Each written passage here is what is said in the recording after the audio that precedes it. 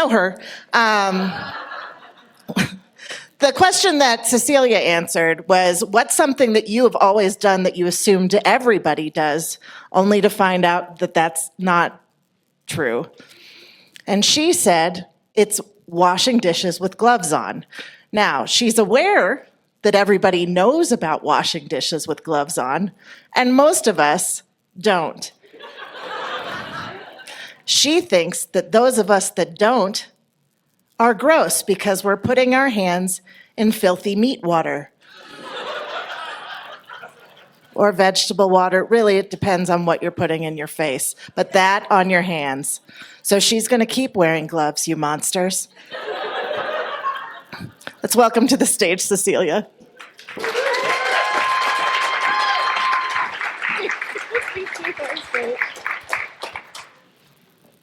I was abandoned at the hospital with my newborn. It was 1998, pennies were still being made, Google was being founded, and Pluto was actually still had the honor of being a planet. I was 17 years old, and this little adorable pumpkin that you see up here had actually grown into a hot mess hoodlum. My parents would go weeks at a time with no idea where I actually was or what I was doing. Shout out apology to my parents. I'm so sorry they are here tonight. And I own at least 65% of the gray hairs on their head. I then showed back up on their doorstep, pregnant. Every parent's greatest dream. My daughter ended up being born a full month early. As you can see, she was absolutely perfect, and I was enthralled with her. The next day after having her, I was prepared to go home from the hospital. I got us all ready, I bundled her up, and then I sat in my room for hours. Her biological father just never came back. He said he was going to go home, shower, and come pick me up. So I did the only thing that would make sense to me in that time. Mom, can you come get me? My mom left work, picked me up from the hospital, and was quiet on the way home. Although I'm sure in her head she's thinking, what the hell is Cecilia going to do with her life now? I loaded my daughter into the car, and the only thing that I could think was just how perfect she was. I remember whispering to her, I love you more than I thought it was possible for me to love anyone. That's me there on the right, in case you were curious. When I tell my kids that I love them more, I mean it with every fiber of my being.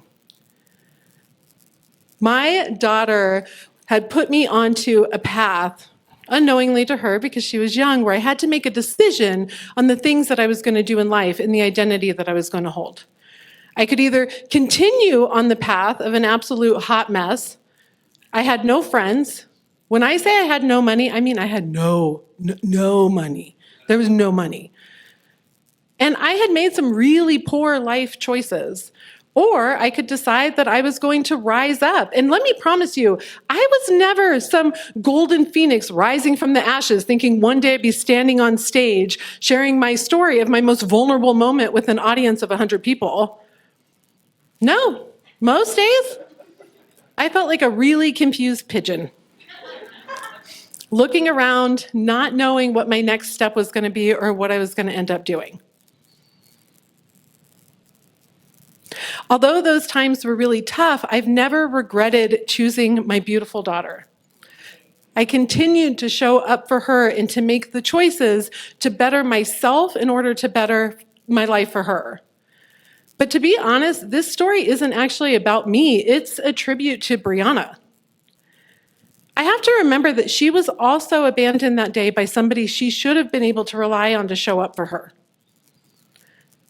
She has grown in life knowing that the choices that he made are not a reflection of her.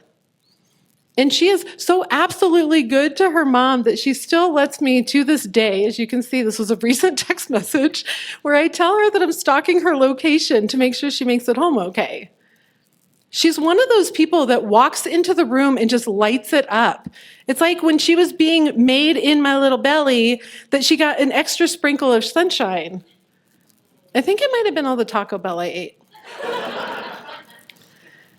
She is truly one of the best people that you'll ever know. I could go on and on about her. But one of the greatest things about her, and the thing that I really celebrate the most, is that she does not allow her worth to be defined by someone else's poor choices. And I hope that everybody here knows as well, your worth is not defined by somebody else's choice. Nor is it defined even by the poor mistakes that you've made in the past. We get to wake up each day and decide what we're going to do, and the way that we're going to show up, and the values that we're going to uphold. And as of Brianna, she is now 27 years old. She is absolutely beautiful. She is here tonight. And I am so absolutely thankful that my life has been blessed with her in it.